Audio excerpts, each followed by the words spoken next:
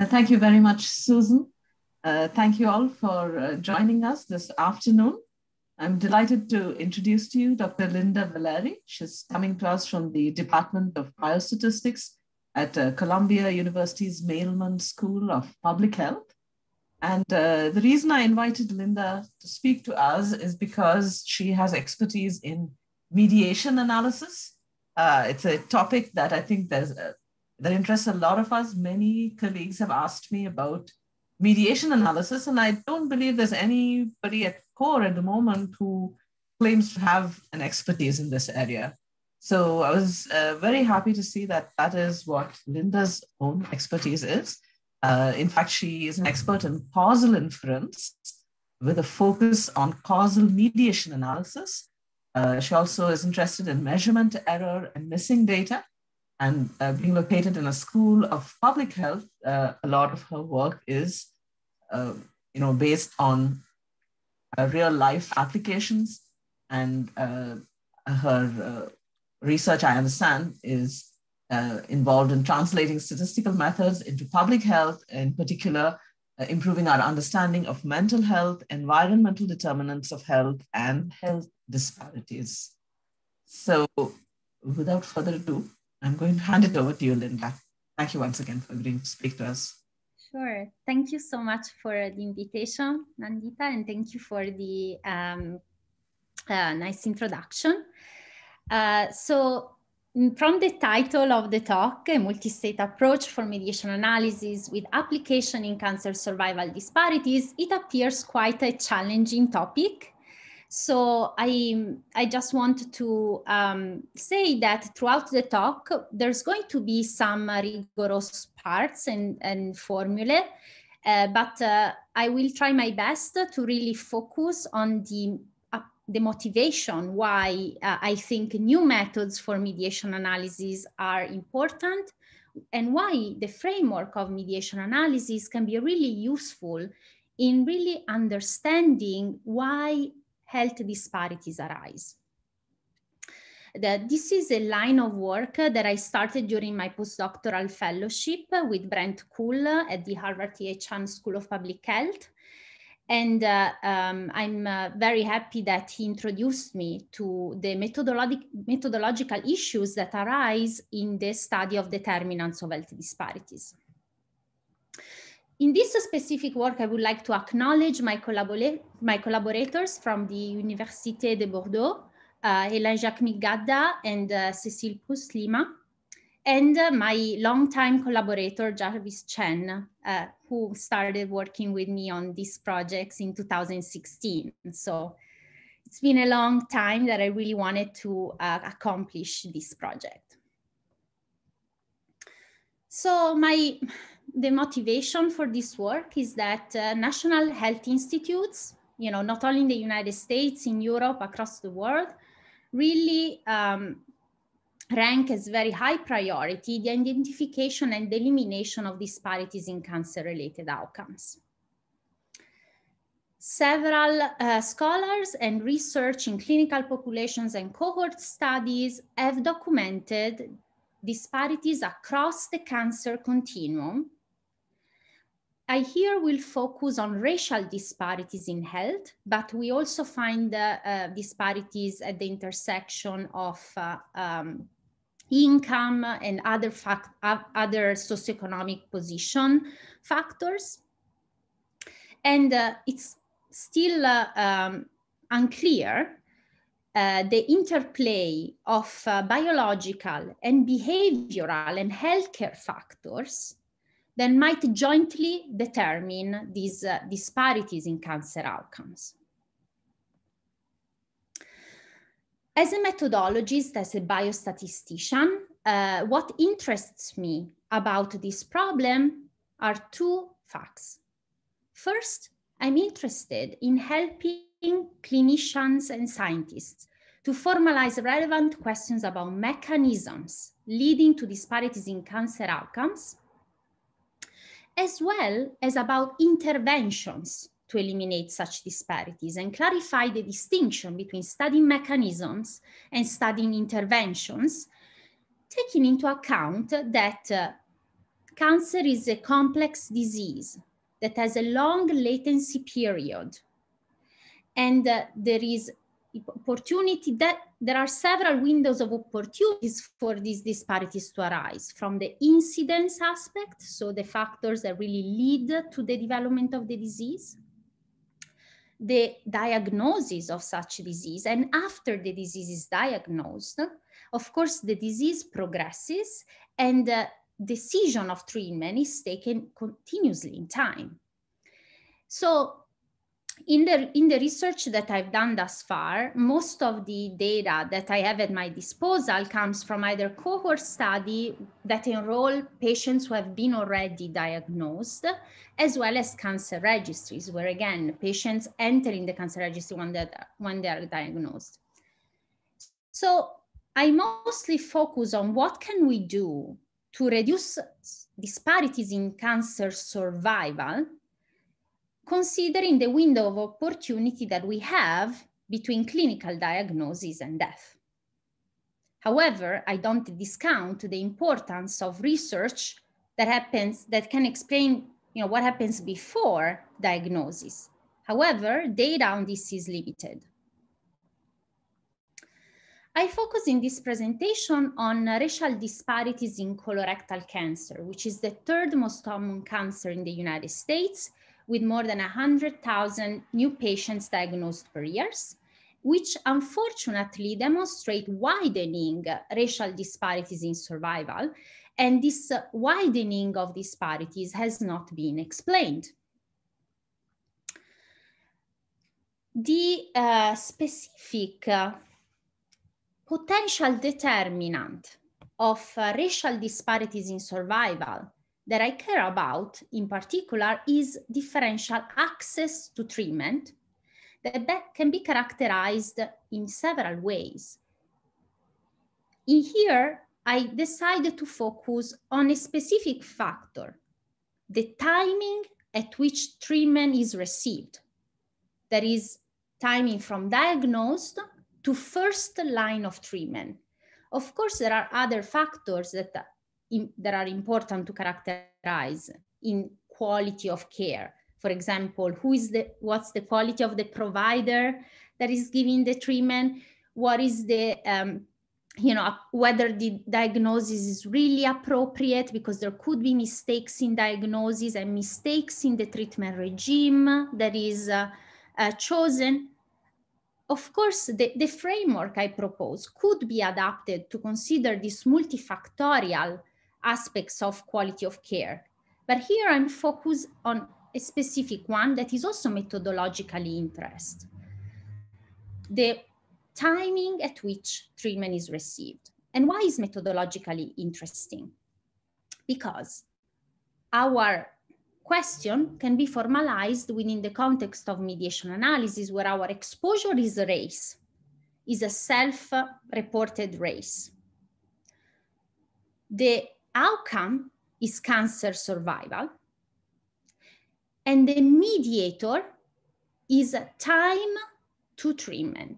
So this is a mediation analysis question where both the mediator and the outcome are time to event factors, are survival times, but they are particular ones. Survival time is a terminal event, is the time to a terminal event, whereas time to treatment is a time to a non-terminal event.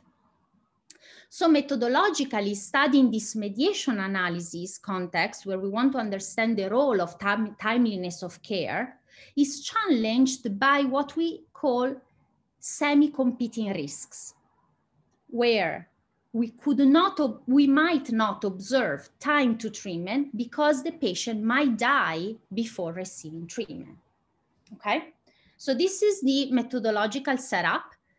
Why I consider timeliness of care not only methodologically important, but also substantively important, because several studies analyzing the SEER Medicare linked data, as well as the US National Cancer Database, identified important differences in waiting time for treatment.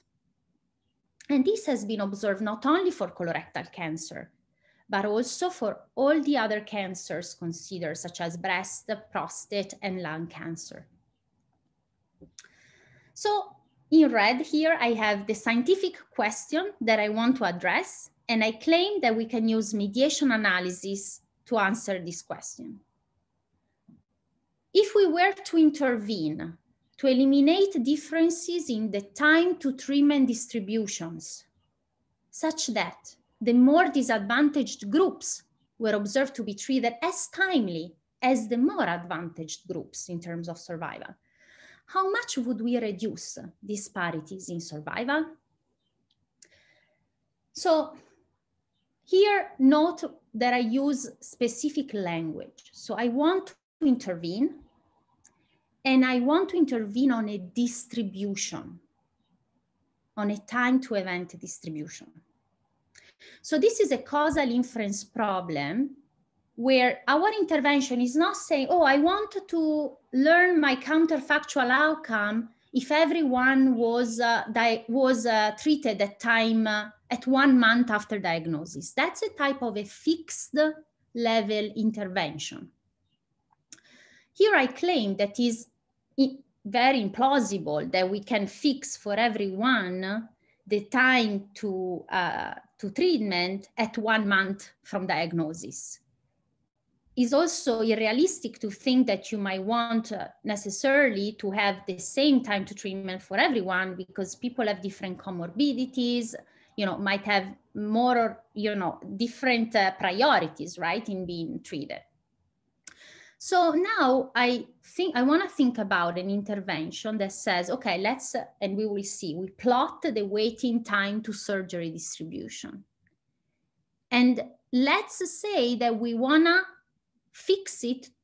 We want to observe a time to treatment distribution that is different from the one we have observed. Okay.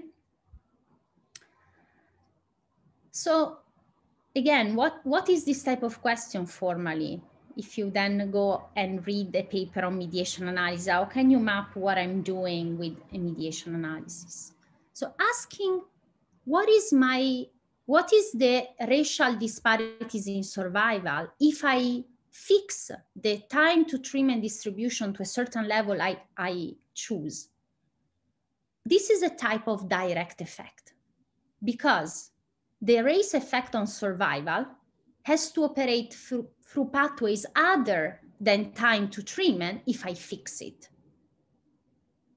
So if I fix an intermediate factor, and in this case, the intermediate factor is time to treatment, if I fix it, race can only influence the outcome through pathways that are other than mediator.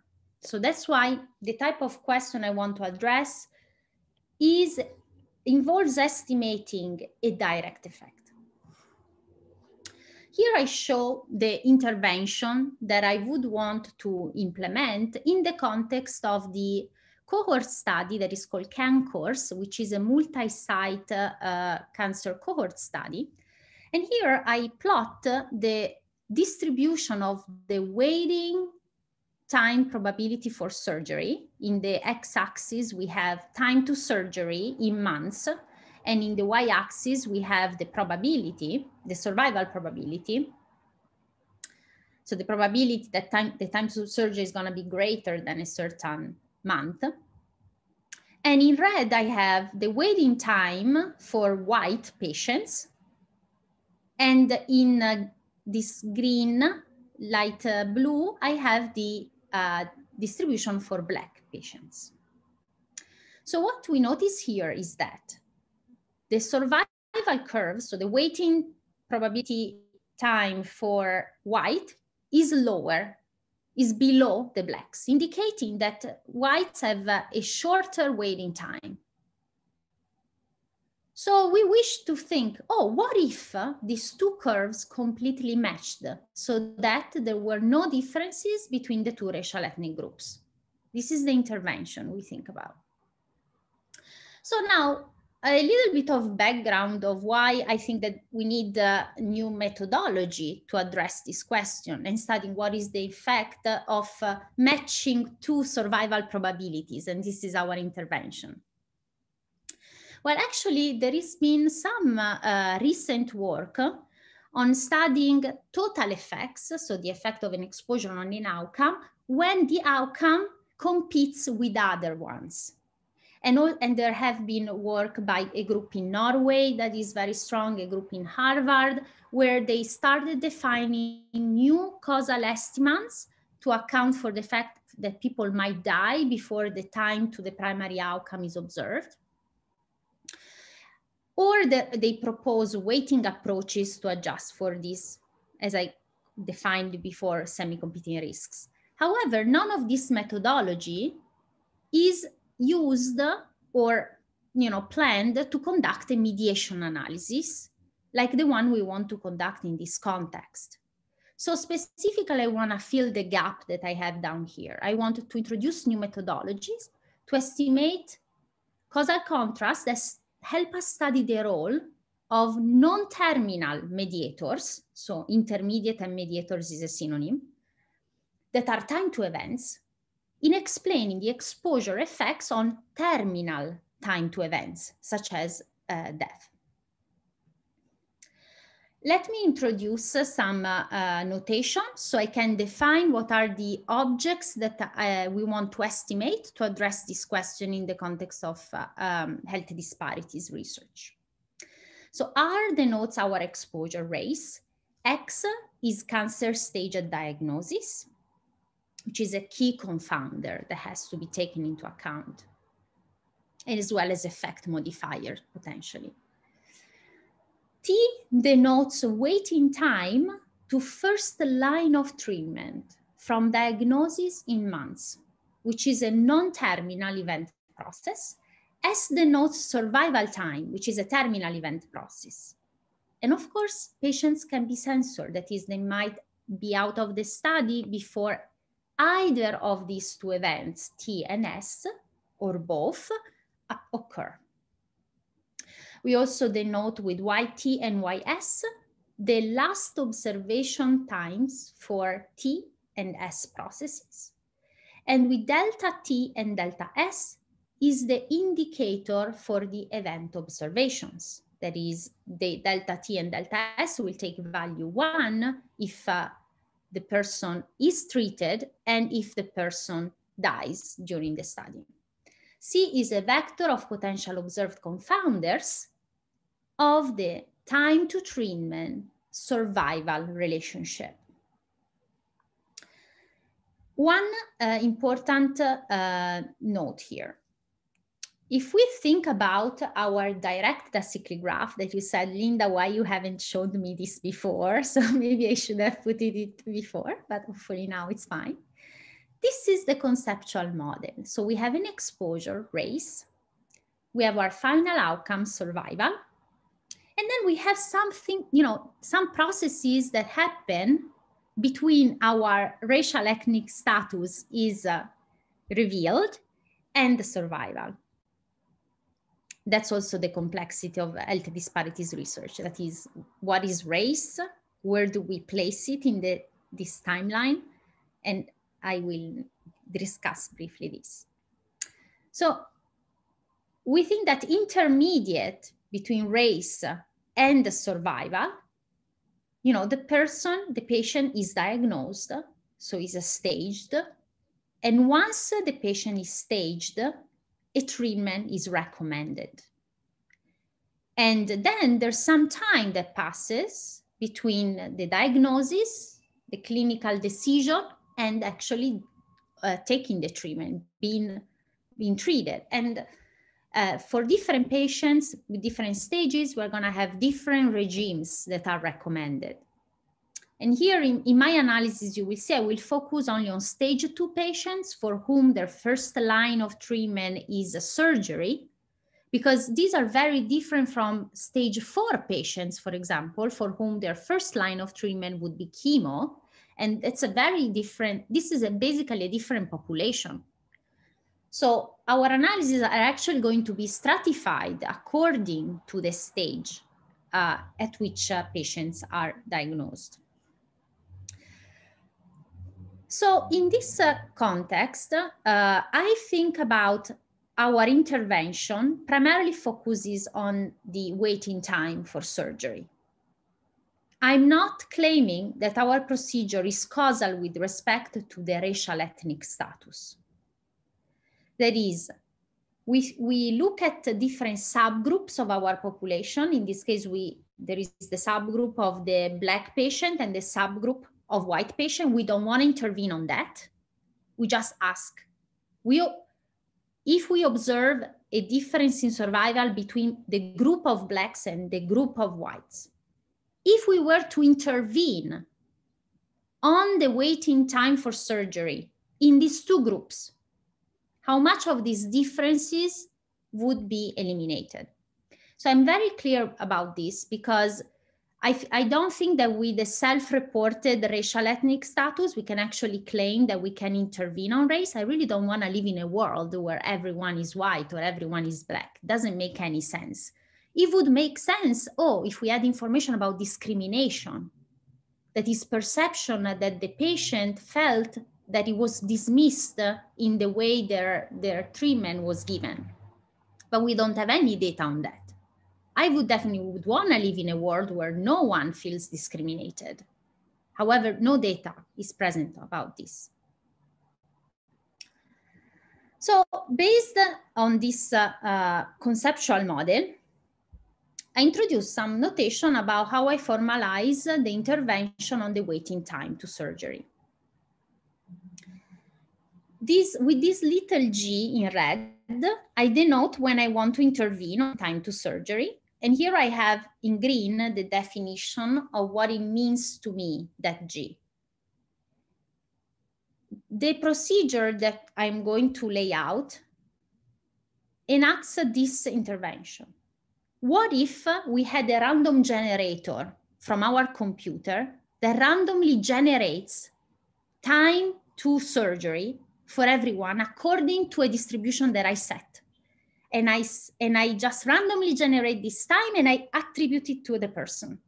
This is what the procedure does, okay?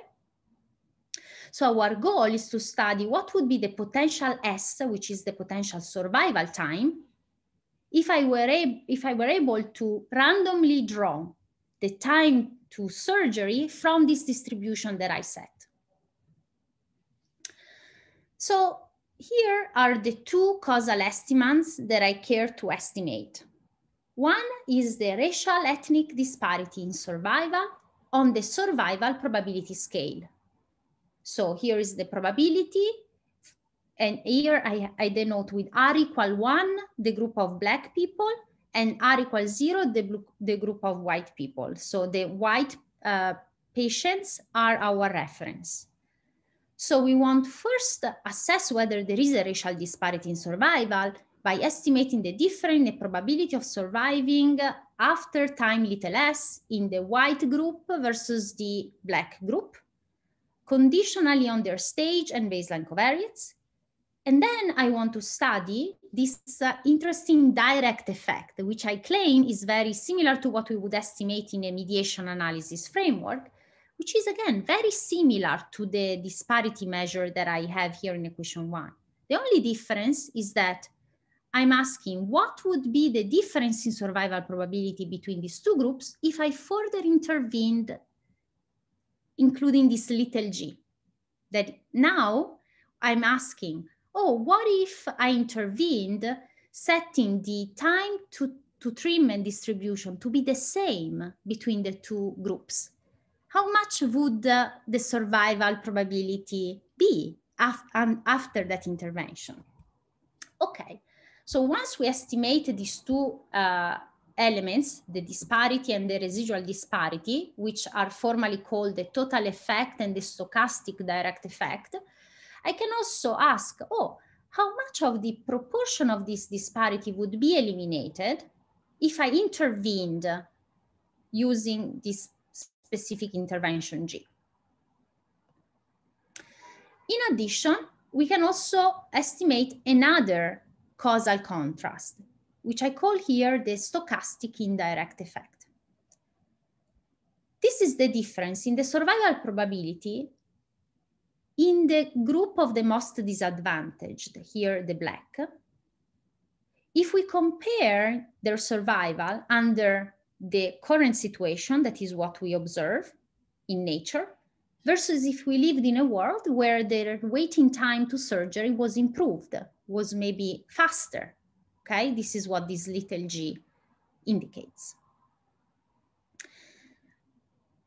An important property in mediation analysis is that whenever you specify direct and indirect effects, their sum should always give the total effect. And these two effects that I just defined have this property. So the challenge in estimating these effects starts first of all from asking, can I really learn what's the potential survival time for our patients had we intervened on the waiting time distribution for surgery that is different from what we observed, in particular making it a faster, turnout. These are the assumptions required to be able to identify with observed data those objects. And those are actually pretty commonly made in causal inference. One is about consistency, one is conditional exchangeability, positivity, and non-informative censoring. So the most challenging one in our context here is conditional exchangeability. That is, if we want to intervene and fix the waiting time to surgery distribution, we want to make sure we block all backdoor paths from survival to time to treatment. So we need to account for all the factors that influence both time to treatment decision as well as survival time. And it's really challenging because there are many comorbidities, many health factors that drive both.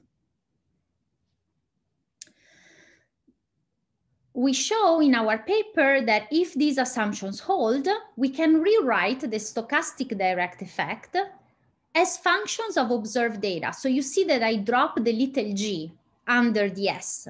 So if you remember, this is the stochastic direct effect, and this is in equation 2, it was a function of a counterfactual of the potential value of S under intervention G.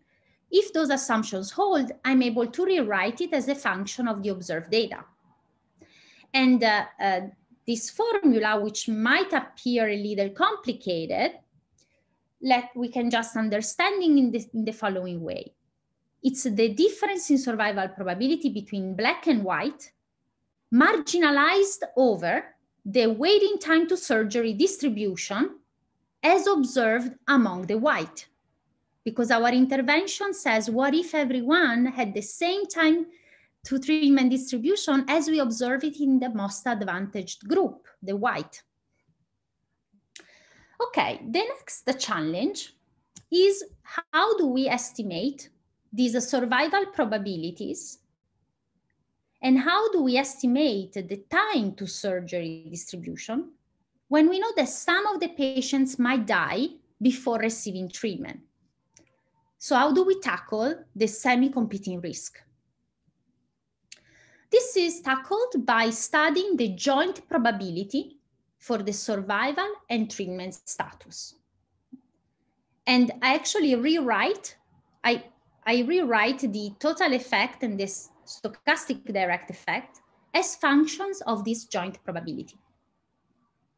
So the total effect can actually be rewritten as the difference between two big components. The one on the left is the probability P, where the subscript indicates is the probability of being alive and untreated, because we know that some people might be alive and not being treated among the R equal 1 group, plus the probability of being alive and being treated. And similarly, we want to estimate this probability of surviving, noting that people might be alive and untreated in the white group, and also people could be alive and treated in the white group. The stochastic direct effect wants to capture exactly the same joint probability, but now these joint probabilities are evaluated under a intervention distribution for the treatment time.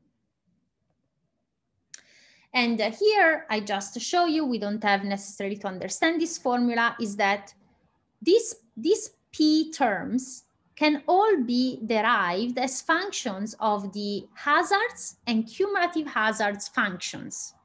And here I indicate in red where those hazard functions and cumulative hazards are actually different from what we would estimate in real data. They are actually fixed by us because that's the intervention we want to introduce.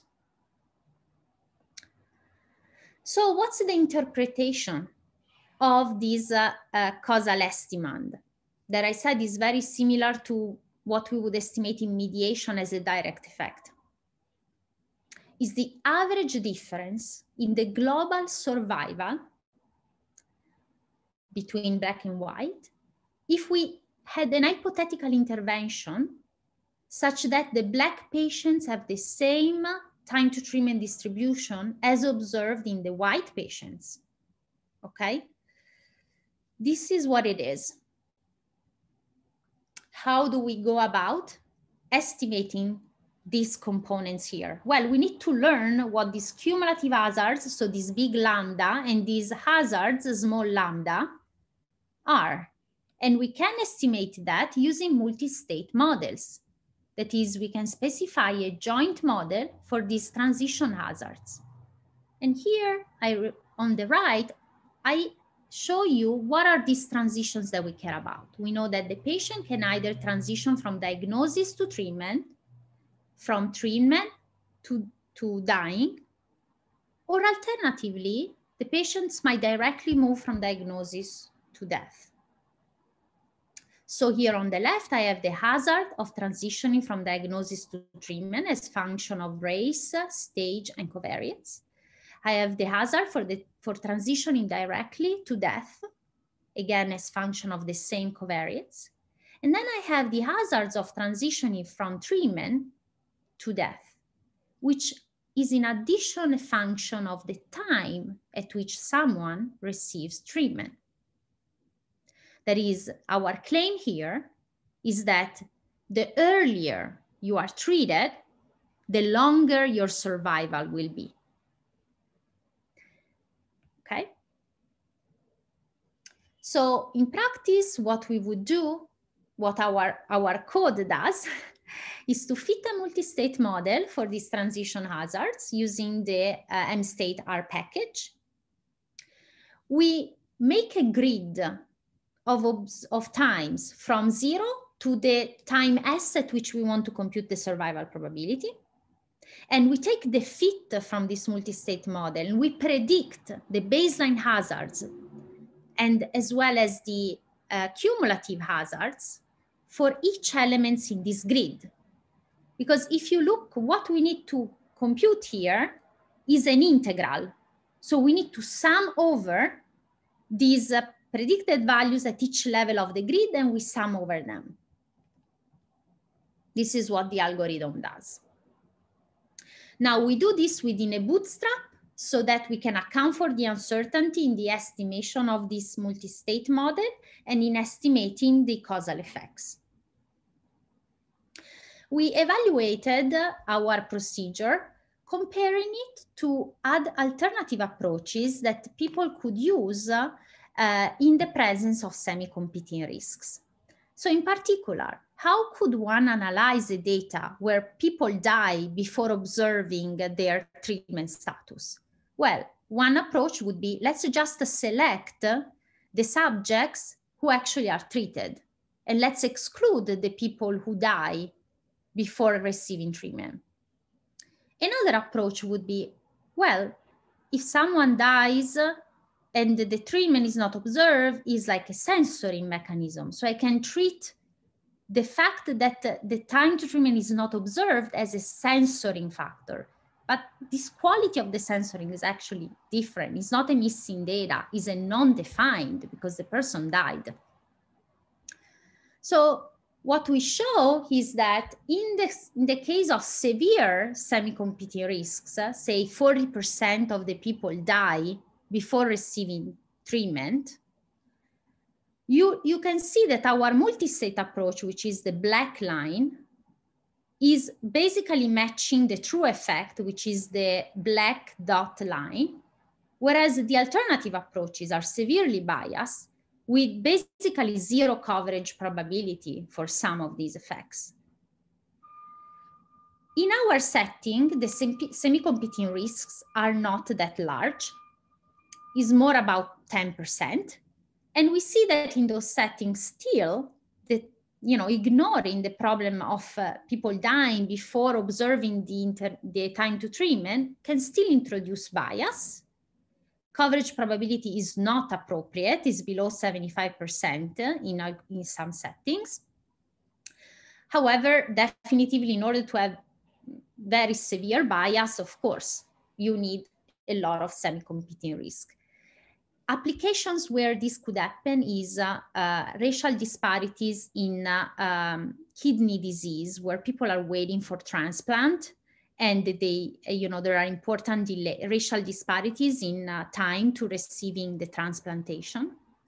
Other issues of important semi-competing risks are in dementia research, where this outcome is so far in time that so many other events could happen before actually the time to dementia is measured.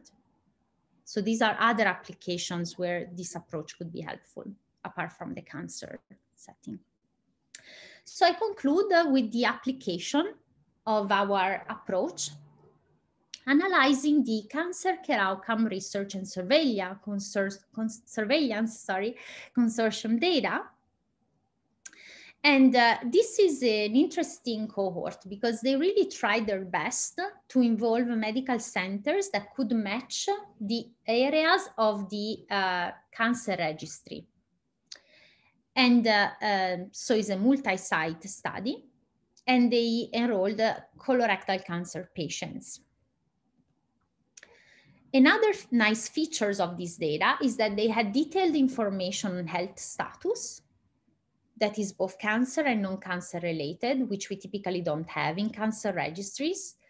They have detailed information on socioeconomic status as well as treatment regime. We also have data on perception of quality of treatment that we are aiming to use for extensions of this methodology and capturing better the quality of treatment. Our analysis include about 1,600 non-Hispanic white and non-Hispanic Black adult patients diagnosed with colorectal cancer as first histologically confirmed diagnosis. So here is the problem of racial disparities. And in particular, here I'm focusing on colon cancer patients stage 2. Again, I'm focusing on colon cancer because the treatment recommendation is different for the different subtypes.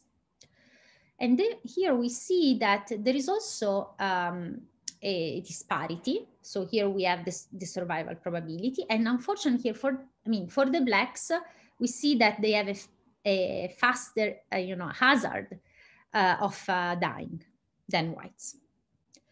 As we observed before, the situation is flipped for waiting time to surgery because actually it's faster for whites. Linda, yeah. To interrupt you there. Sorry, what is your units on the time axis for these graphs? Months. Okay, thanks. Yeah. So the majority of the patients receive treatment within 4 months of diagnosis, and then it starts decelerating. So as I said, in this particular study, we don't have an important problem of semi-competing risks because 7% of our patients die before receiving treatment. So this is the result of our analysis. Note that again, our x-axis is a time in months, and in the y-axis now we have the estimates of the total effect and the stochastic direct effect after the intervention. And the different lines correspond to the solid line are the disparity measures, and the dashed lines are the stochastic direct effects, that is the disparities after intervening on waiting time to surgery. And the black line indicates the multi-state approach, and the gray lines indicate the alternative approaches that we could use that ignore that the 7% of the people died before receiving treatment. So what do we see here? First of all, we see that by using our approach, we identify larger disparities in survival because the solid curves and black curves are lower than the gray curves. And we also see that the disparity reduces after the intervention because the dashed line is above the solid line. I also give you the numerical results that make us appreciate better how maybe like if they are indeed different, the results across methods. So our results indicate that at 60 months from diagnosis, the survival probability for blacks versus white is lower by minus 0.29 units, which is a significant clinically relevant difference, and is statistically significant under our multi-state approach, but not significant in the other approaches. And the disparity, had we intervened matching the waiting time distribution, is reduced, but slightly, only slightly, to minus 0.26, indicating that 8% of the disparity might potentially be reduced by an intervention that accelerates waiting time to surgery. So in conclusion, the application of our approach showed that indeed the semi-competing risk problem is not very important in this population, and also that an intervention that wants to match the waiting time to surgery between black and white, again in this CanCORS sample, only would have a limited impact in eliminating disparities in cancer survival. Why we observe this? Well, in my opinion and my collaborators' opinion, albeit the CanCORS group claims that their data is generalizable to the US population, we don't think that that's the case because the data involves only medical centers that are academic, which have a much higher quality levels. And we think that the limited role of waiting time to surgery is due to the fact that these are very good medical centers, but that might not be generalized across the US.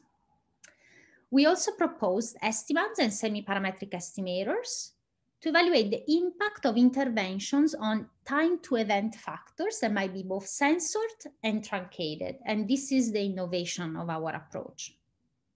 We use a new model, a joint model, a multi-state model to account for these semi-competing risks. And under stronger identifiability assumptions, so stronger assumptions than the one I gave you, we can give stronger interpretations that are closer to how we usually interpret direct and indirect effects in mediation. So here I've been very careful in saying that here where we're studying the effect of an intervention on an intermediate factor, not necessarily about mechanisms. I thank you for the attention and I welcome your questions. Thank you very much. I think people have enjoyed your talk, and I see that because you've managed to hold the attention of 40 people continually. Okay. You scare people away with those equations. That's something. So thank you very much. I found it very interesting myself, but I'll begin with questions from my colleagues. I see a question here from Susan Stock. Susan, do you want to speak up and read the question yourself, please? Okay, I was asking you, how does your model take into account the potentially confounding aspects of socioeconomic status and access to health insurance, particularly in the American context, that may influence the access to treatment? So how would you fit that into this model? Yes. Yeah, so our model, as you see here, is a function, is like adjust for covariates, for confounders. And among these confounders, so I will list now all the confounding factors we consider. So these confounding factors are the confounders of the time to surgery and survival relationship. And we adjusted for geographic area, center, income, education. We did not have information about insurance, so we didn't adjust for that. So there could be potentially residual unmeasured confounding due to that. We adjusted for self-reported health status and adjusted for cardiometabolic comorbidities prior to diagnosis.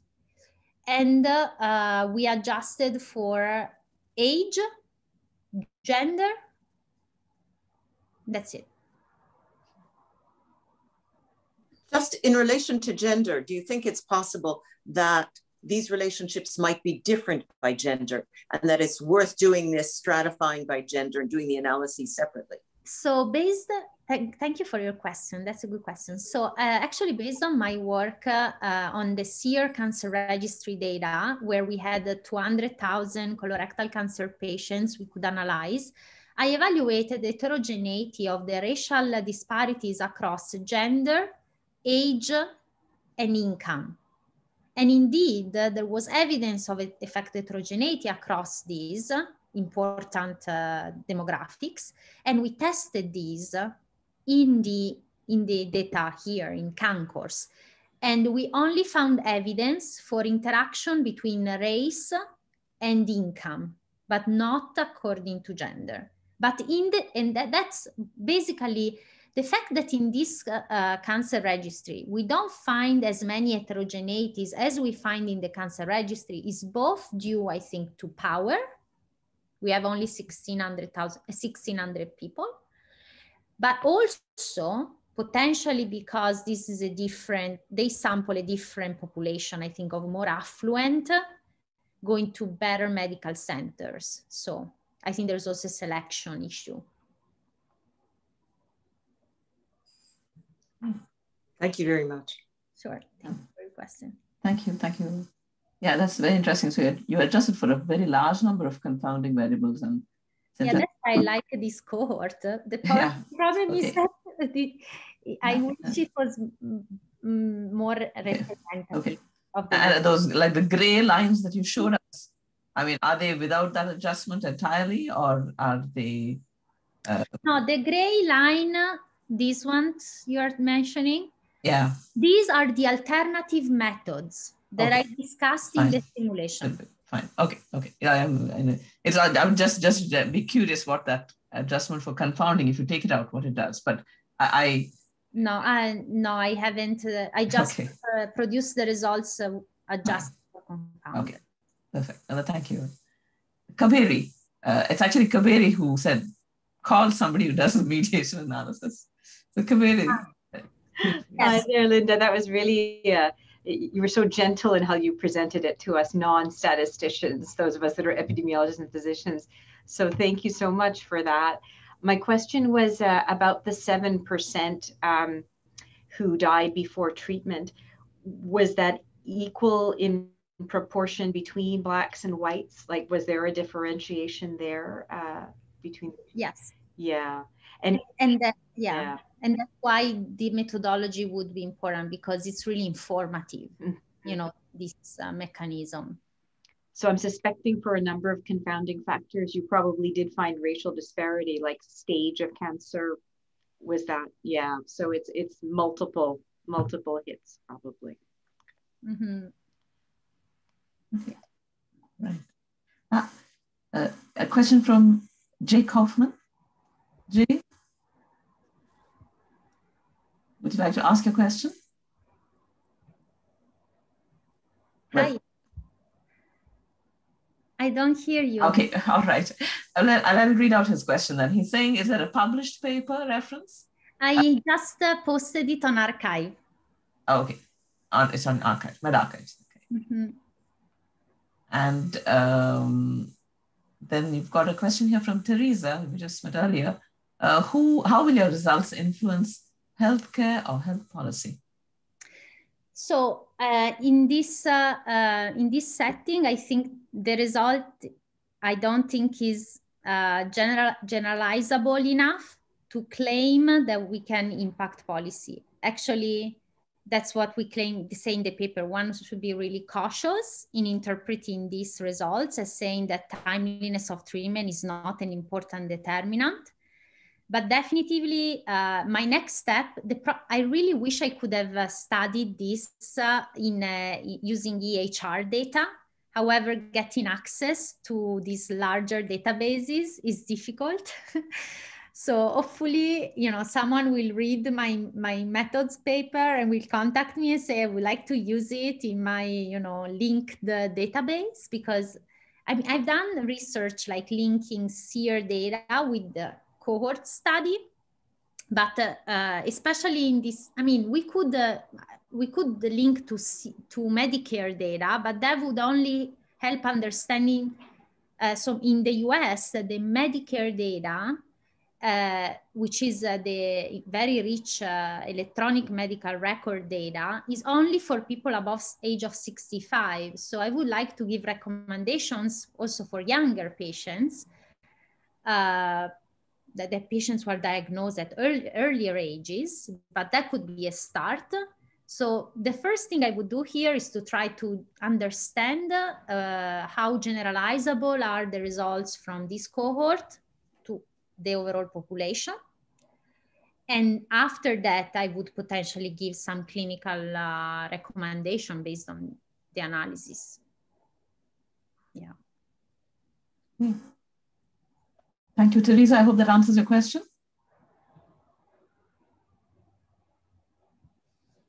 Okay, so let's go on to the next question. Then I see Dr. Mike Kramer has a question. Linda, Mike Kramer is one of our esteemed colleagues who's written an introductory textbook on epidemiology. So I think he's got a good question. He says, Mike, would you like to speak up, in fact?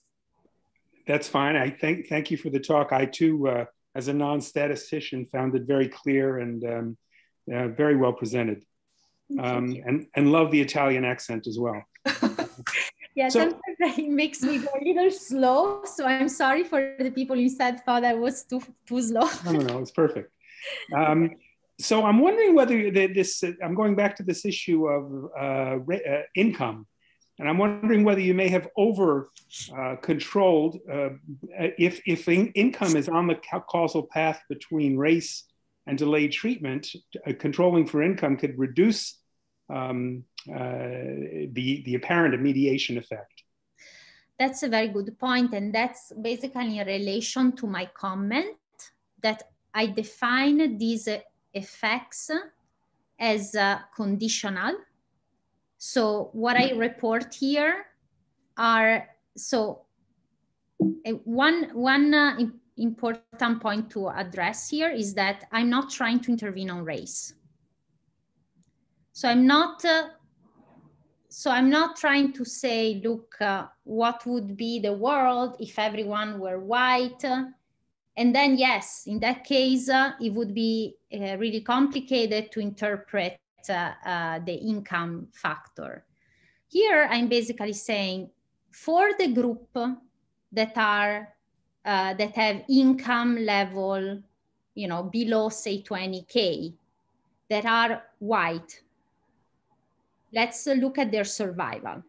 Let's compare the survival between this group, say below 20K, and white. Let's compare it with the group that has the same income and who's Black.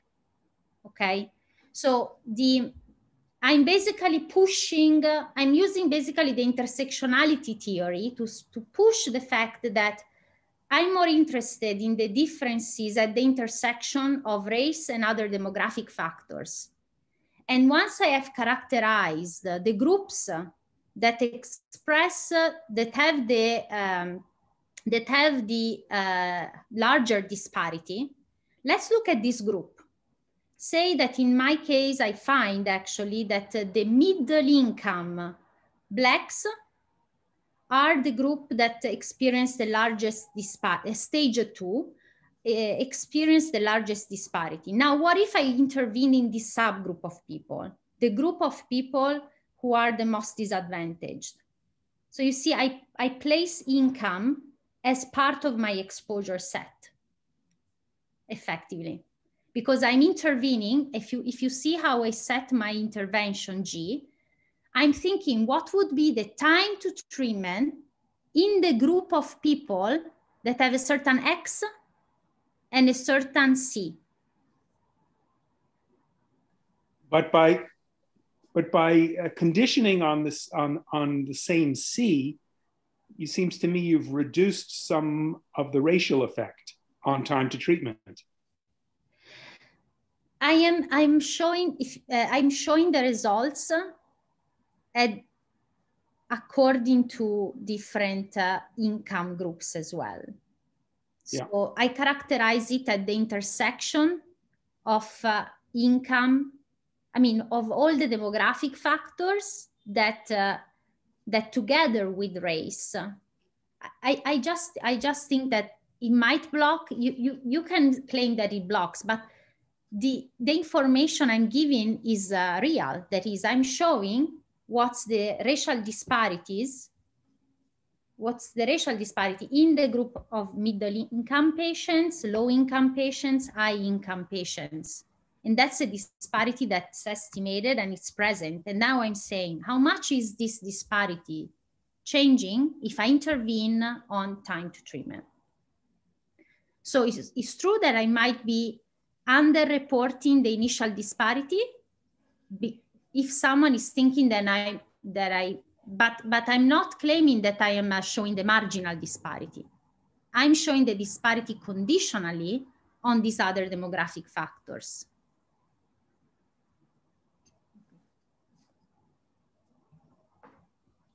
Thank you. Thank you for your question. I'll ask you one general question. I feel like what I've understood about this methodology is that in order to do mediation analysis, you try and manipulate the distribution of the mediation variable. You artificially control it and say, what happens then? Does that change my, so they change the magnitude of the association between the exposure and the outcome? Correct. Is that, does it capture? Correct. Okay. Right. So whether it's a time to event a variable like you have shown us here, or maybe in other contexts, it's just a simple dichotomous variable, the same idea would apply. Exactly. And there is a kind of a nuance here, just in the interpretation. Like what I talked about today is an interpretation of mediation that is weaker. Because you said it beautifully, you really paid attention. We are thinking about how what would be the exposure, the association between the exposure and the outcome if we intervene on the distribution of the mediator. When we want to study mechanisms, we use a stronger interpretation. First, we say, oh, what would be the difference in the counterfactual outcome had everyone been white versus everyone had been black? So that's the first distinction. In mediation analysis, we would say, what is the difference in the survival probability had everyone been white versus had everyone been black? And I further intervened so that the time to treatment, you know, would take its natural value for every person if they were white. So the interpretation of the mediation contrast is more difficult here because we would like to try to identify for each Black patient, say, what would be the time to treatment for that specific Black patient if instead of Black, they were white. And that's an interpretation that I don't think is really useful in the context of health disparities research, but might be useful in more biological context or, you know, in many other contexts, there is value in using this more challenging interpretation of the intervention. So the difference is, are we deciding from a random generator to draw a value of the time distribution, or we are trying to identify specifically for that Black patient, what would be their time to treatment had they been white? That's much more difficult to think about. Thank you. I'm going to have to replay this video. Thankfully, it's on video. But thank you for that explanation, Linda. And I just want to officially thank you because it's 5:04. But there is a question here, if you don't mind staying on a couple of minutes. Yes, of course, I can stay long. Considering that. But thank you all for attending, those of you who are here this afternoon. Again, it's, I think, very nice to see so many colleagues from the core come together to these methodology events that interest all of us. I'm just going to pick up here. Jay Kaufman. Jay, are you able to speak up and ask your question? There he is. Okay. Mm-hmm. I don't hear you, Jay, though I see you're not muted. He's got a message. So I'm reading this, that I excuse the income differences between Black and white. You take that off at the table as an allowable difference, and you isolate the treatment delay effect that is between Blacks and whites with the same income. I agree with Mike that while it is legitimate, it is not the only way to do it, and you could make other analytic choices. Yes, I agree. That's one of the way of considering this. My perspective, though, is that I don't think that I would like to understand better what you mean by saying that for me, is allowable to have an income disparity. I just think that it's much harder to intervene on income, but it's very important to show how these disparities between Black and white actually are really multifaceted. And I think it's limiting to just focus on the racial ethnic divide. Actually, I think that having a perspective where we report these disparities at the intersection not only of race, but also of age, gender, and income, I think it brings into the table this complexity. Again, I think we should understand the role of income, but in this context, I was focusing more on understanding what we can do at the healthcare, you know, in the healthcare side, to explain the racial disparities at the intersection of income. I also tested for whether they were at the intersection of age and gender as well. I just didn't see them, so I'm not reporting them because there are not. But that's my perspective here. If you think like definitively an alternative approach that considers also potentially intervening on income, that's definitively interesting. And I think that this approach of thinking about a stochastic intervention, or potentially thinking, for example, to intervene on the tails of the distribution would be very interesting. And it wasn't the focus of this application. Thank you. One thing, Linda, you have repeated now a few times that you're working at the intersection. And thanks, Jay, for that question. And Mike as well. And Jay wants to discuss further with you. So I saw that. He will meet you offline. I mean, but I just wonder, you know, and you might have presented it, I might have missed that. What is this intersection? Do you, to me, the intersection sounds like a stratum.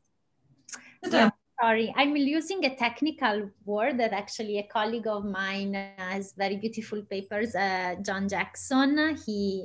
So it's basically interaction. At the interaction, I'm basically, actually, this is related to a question I received before by one of you. I don't see her name on the... Susan Stock? Okay. Yes, because basically I started off by saying, look, I'm interested in racial disparities. Yes, but then I think it's important also to see whether in our model there is an interaction between race and other demographic factors and socioeconomic factors that can help us explain who is in this more disadvantaged racial ethnic group really in trouble. Can we identify who this subgroup is? Because in other research I've done, you know, we actually find that sometimes are white people who are more disadvantaged at different levels of incomes, or sometimes are African Americans at high income groups that are the ones that actually have more disadvantage. So, so it's important to see these complexities. I think that we need to show the importance of the racial disparity and also give a marginal view that is across all the covariates. But for me, it's you know, also to characterize it better, basically. I don't know how more to defend my position. Right, thank you. I think that we can still think about considering confounders. I think another way of addressing Jay's question is that, and also Mike's question, so what's problematic in their view too, that we are adjusting for them in the model. So let me show you this, Doug. So here I'm placing these covariates C over there. Basically, they claim that these covariates are not C, they are X, because they are intermediate between race and survival. Okay. So the way to address this would be to use weighting approaches to tackle the issue of time-dependent confounding.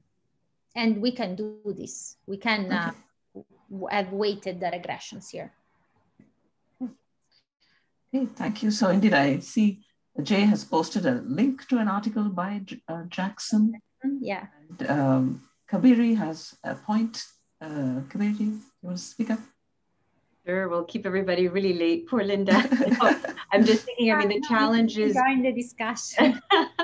The challenge is often that we don't have all of the data points and variables that we'd like. And just in the comment that you made about unexpected disparities, a missing piece in a lot of studies is social capital, right? We don't capture the network of friends and family relationships, which in certain communities operate to mitigate some of the material deprivation.